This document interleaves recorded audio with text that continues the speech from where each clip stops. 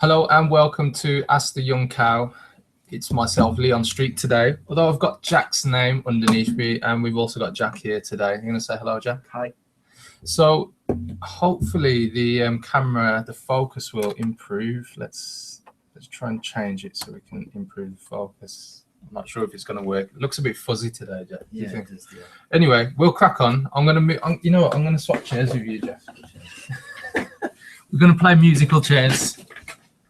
Jack's chair's a lot lower. He's got these big legs right there. So I'm Leon, he's Jack. And so today we're going to cover the topic of how much does a website cost. And so if you're watching this now live, we will be able to answer any questions that you post. You can hashtag us on ATYC, as you can see on our graphics here. And you can get through to us on other social platforms, Facebook. I've posted this video live today on LinkedIn and a few other places. So depending on where you are, you know, hit us up, hashtag us, and we'll check halfway through, or, you know, every so often through the show to see if there's any questions coming in. So how much does a website cost? And so I think one of the key things is the website prices can vary. And what we kind of want to do, I'm just going to make sure that I've got Twitter open in case we've got anything come through. What we want to do is kind of put it out there so you get an idea of what prices there are. And so the first thing is really to jump over to a presentation that Jack has prepared for us.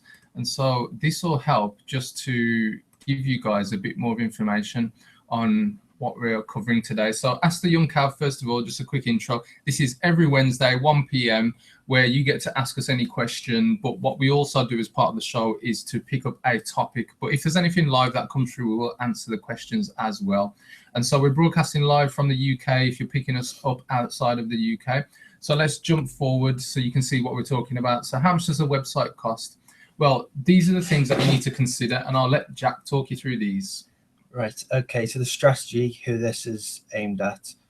So you need to make sure that when you're planning out your website, you know who it's aimed at and how you're going to get them. So, for example, I can't think of an example. We don't need to go into any details yet, Jack. Details. All right, let's just give them the bullets. We'll get into the details shortly. Later. Right. Content. Okay. So what content will your audience need in order to find your website helpful?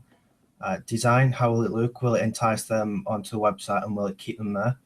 Functionality, how will it work? So this will be things such as contact forms or event plugins. And hosting, have you got the right hosting to manage the traffic that you might get to the website? And domain name. So this is about, have you got the right domain name for you?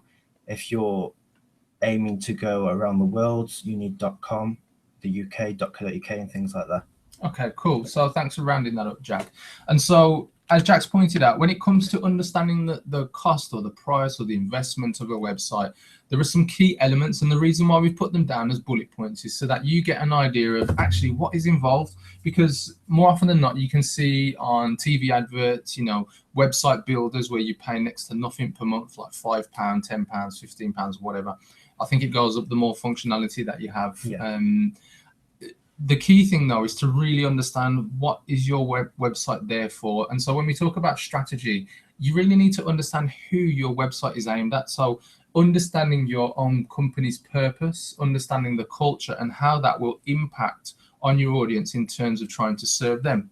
So let's move on to strategy. What is the purpose of your website? Does it help to extend your value message? And so will it get the message out there to the audience in terms of being able to help them with their problems or passions? Are you able to solve a problem with the products or services that you put together? So therefore, the website should be targeted all around that. What you can do to help them, what you can do to make their life easier, save them money, save them time, help them with efficiency and productivity. How will your products and services do this? Now, once you really start to consider the strategic point of your website before you get into the design, the content and all of that stuff, you really need to understand your strategy, because who are the demographics off the back of the strategy? So in understanding the problems that you solve or the passions that you alleviate, you're now in a position where you're starting to think at a higher level in terms of how will this website work for us? How will this website work for me if you're a startup or a solopreneur, or if you're an established multi-million-pound or multi-million-dollar business? How will this website help to generate increased income on top of what you're doing already? And so this can work both if you're starting a new website or if you're upgrading your website and you're thinking about how do we take things to that next level. And so that's really where we're coming from in terms of strategy.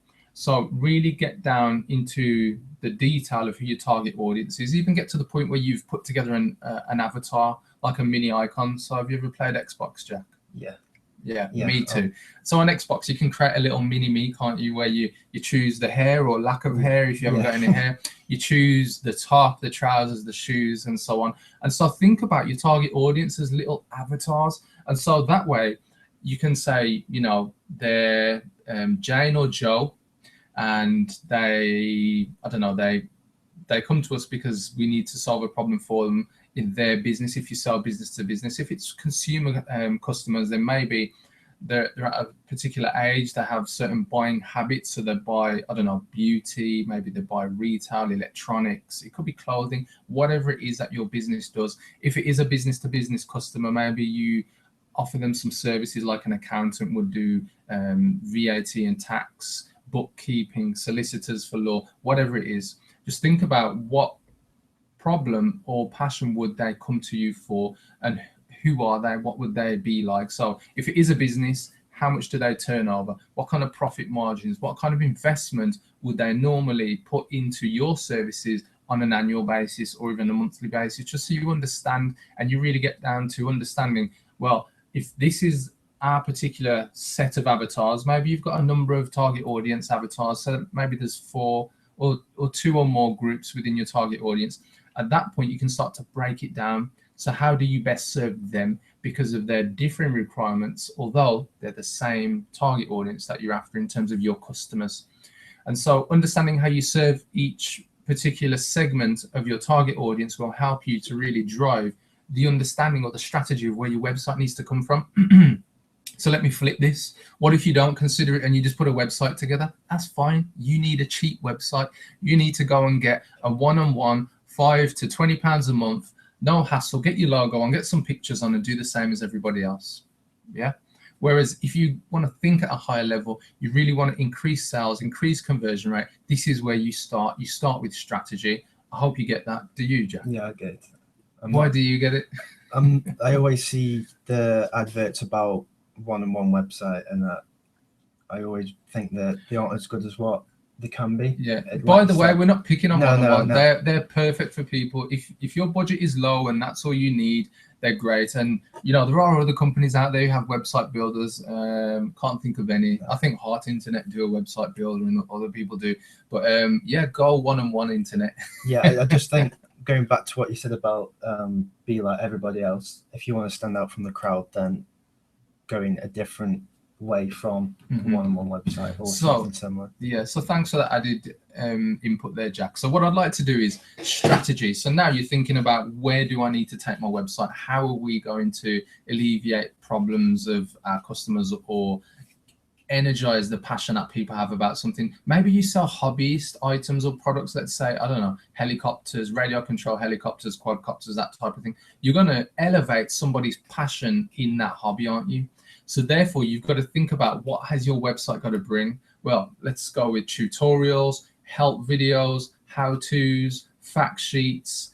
You know, there's a lot of things your customers will want to consume. So therefore, the strategy will be, how can you really elevate them to the next level so that you give them all the things that they want, plus they're able to buy from you. Now, this is where we get into our next slide. And this is us talking about content. And so when it comes to your content, you've really got to think about us as humans, your target audience as humans. And so there's a good reason why you can see the current slide with eyes, ears, and touch, because these are the 3 types of feelings or types of communication as humans that you can get across from your website. So people will be able to see your content, pictures or videos. They'll be able to hear if you have audio or videos with audio on your website. And also people will also be able to have a feeling about the content that they read. watch or listen to. And so obviously people can't touch things across the internet, although you might be reaching out to me right now and feel like you can touch me, but hey, but you can't, but you can create a feeling. So if the feeling is of help, of providing answers or solutions to people, that is massive, because once you move somebody from the logics of their needs to the emotional attachment that they have, at that point you have somebody who is in a better position to be converted as a customer. So the types of content, what kind of things do people have on their website then, Jack?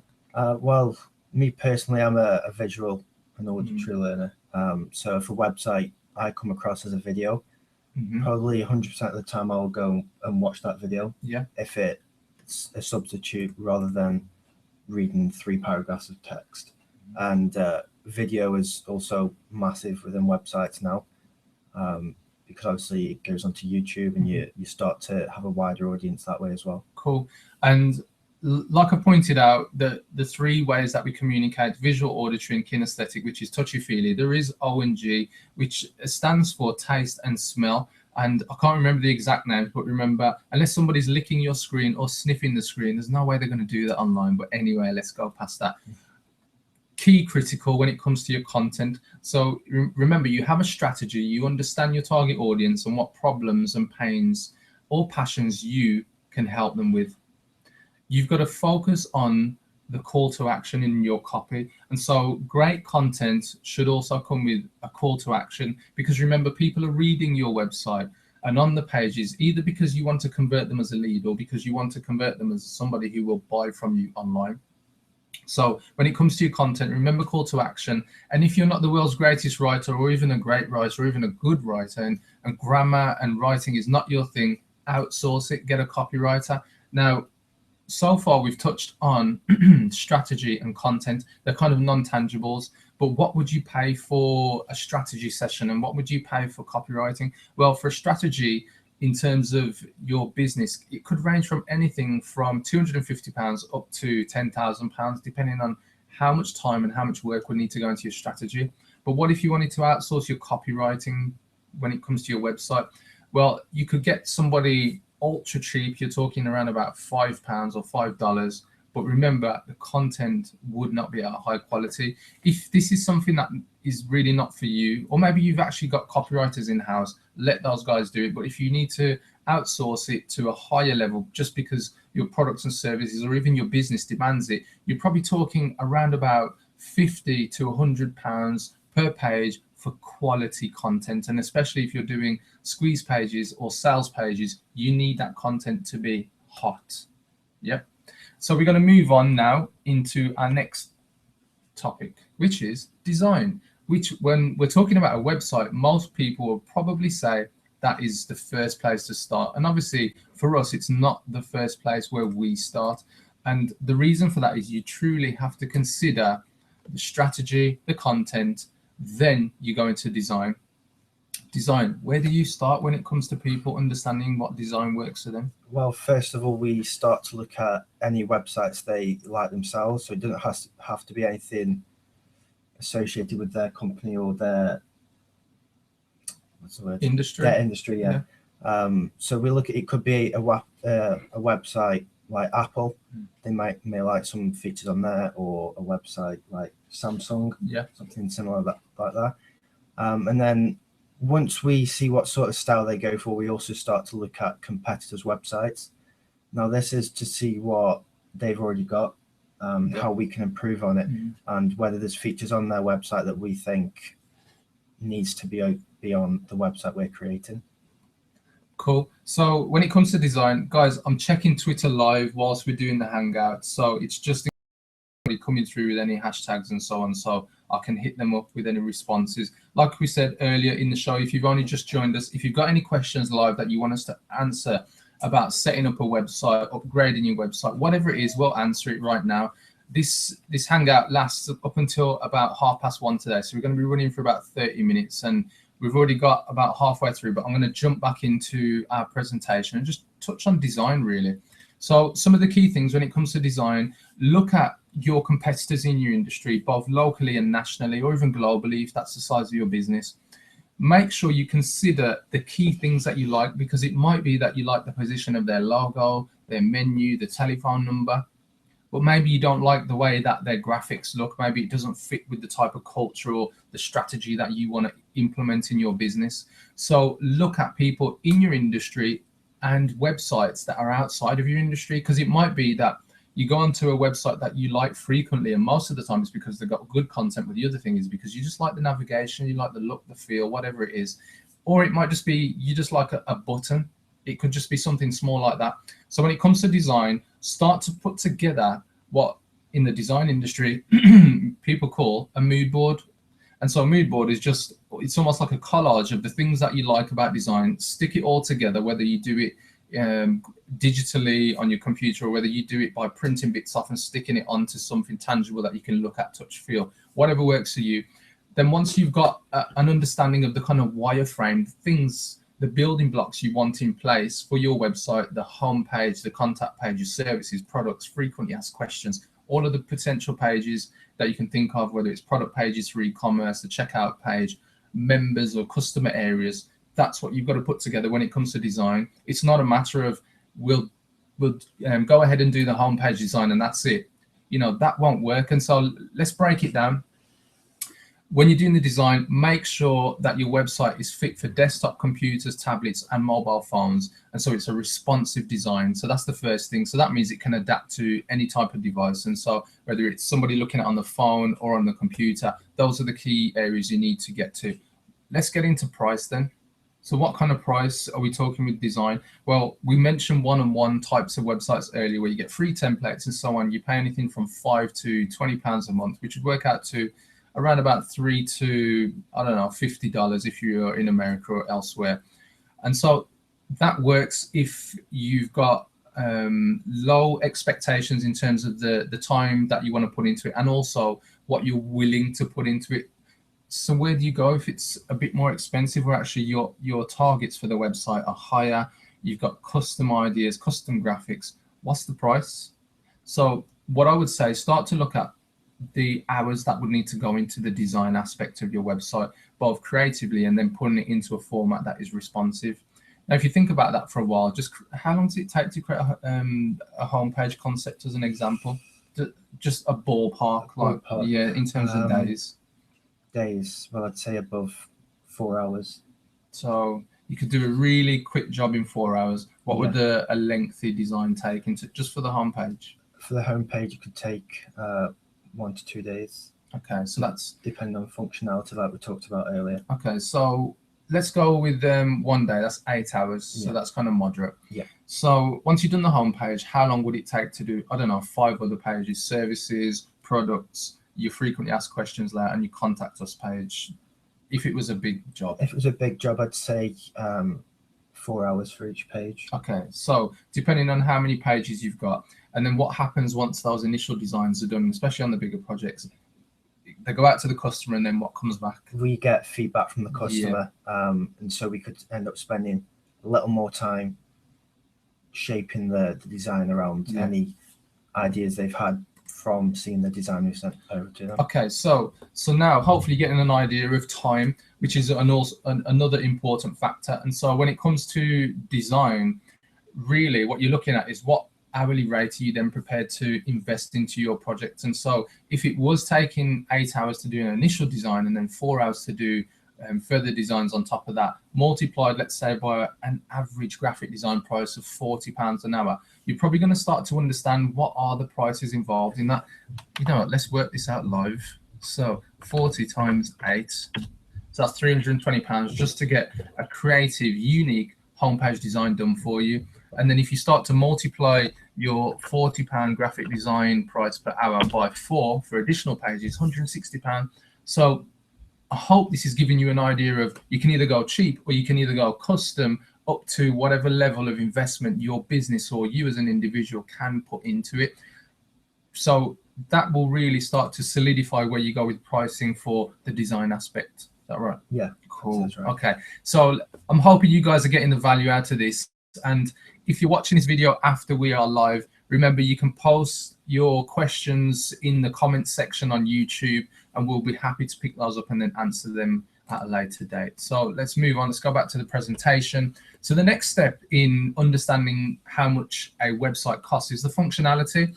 So when we're talking about functionality, depending on the type of website that you have, whether you sell online, whether you have a brochure style website where you want people to fill in your contact form, functionality is all about how does it work when people click and do different things on the website.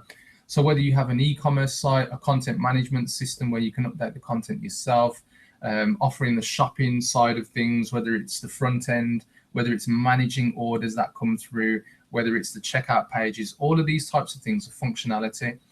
You then might have analytics. So how do you track and monitor the statistics of your website, how it operates? Because this can then lead to how you incrementally improve the functionality and evolve it over time. Because it might be that once people are on the website, whether you're selling something or not, or people go to your services pages and you want them to fill in the contact form, you might find through analytics that certain pages of your website are the ones that are hit the most.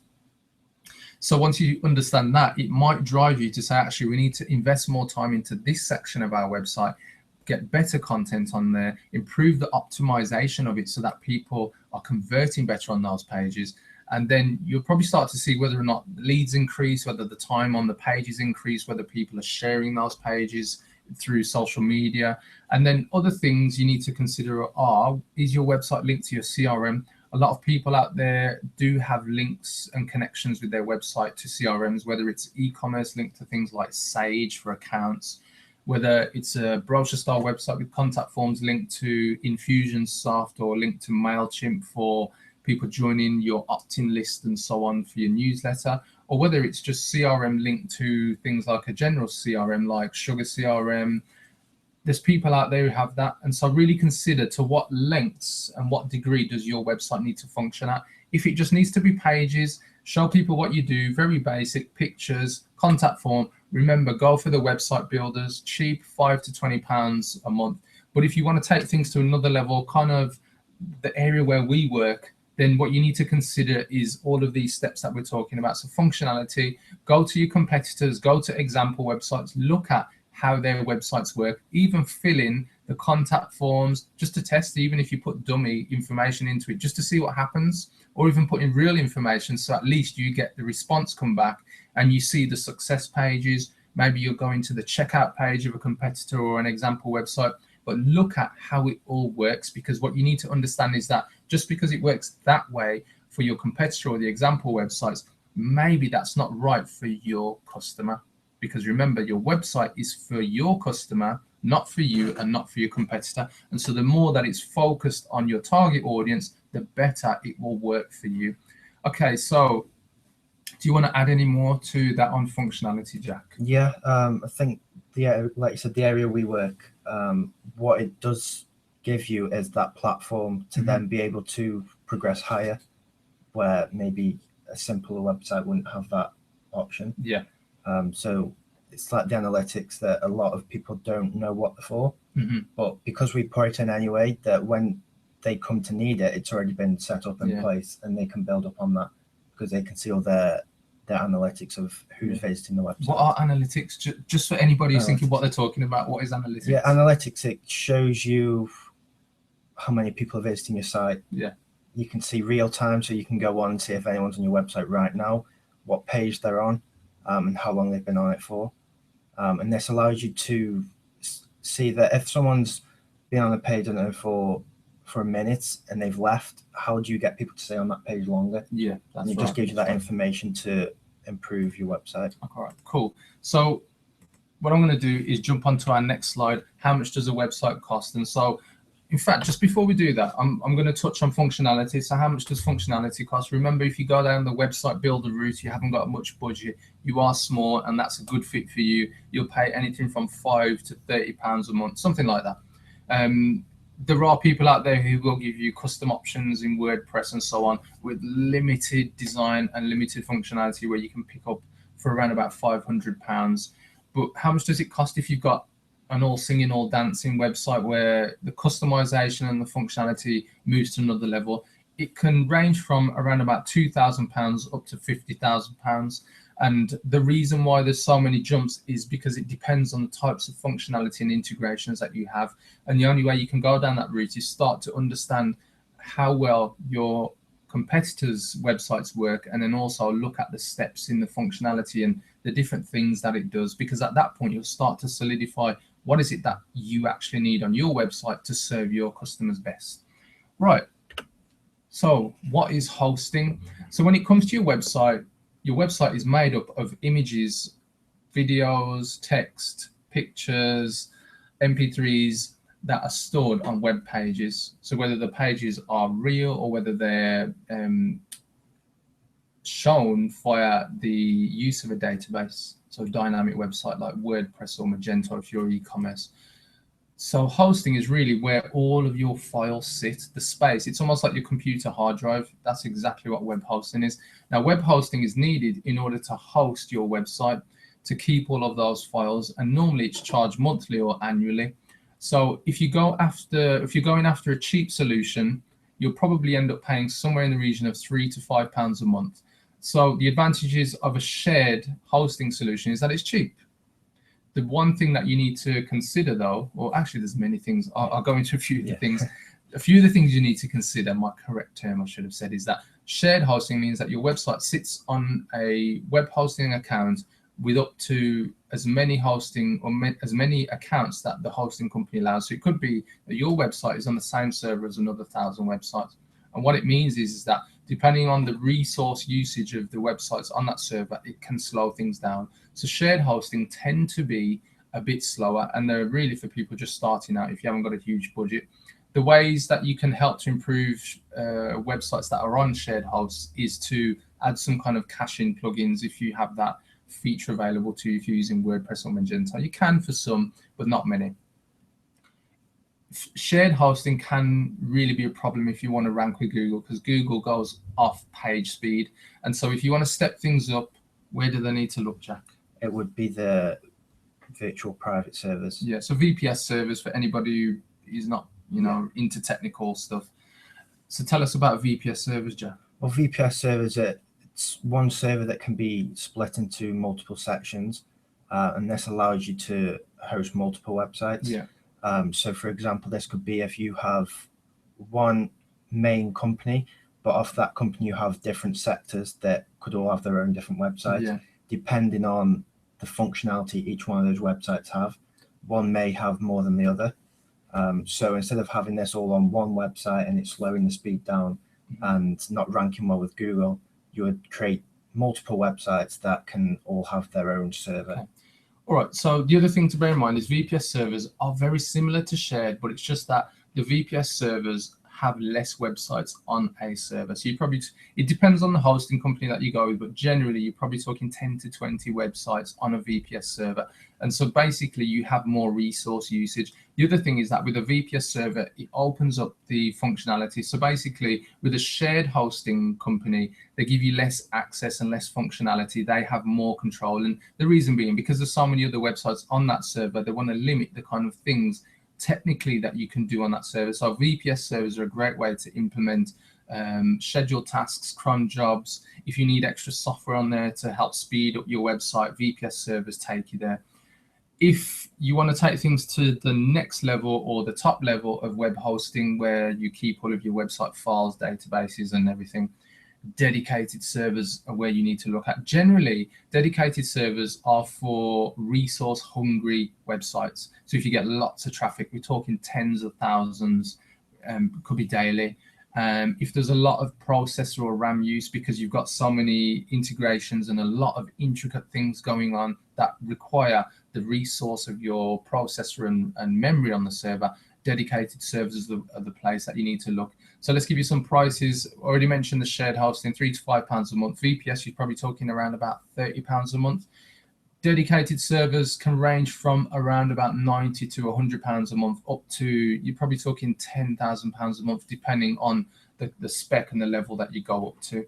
Okay, so final point that we want to touch on is your domain name. So the domain name is, when you're buying your website, you need to have a name, www.yourname.com or yourname.co.uk.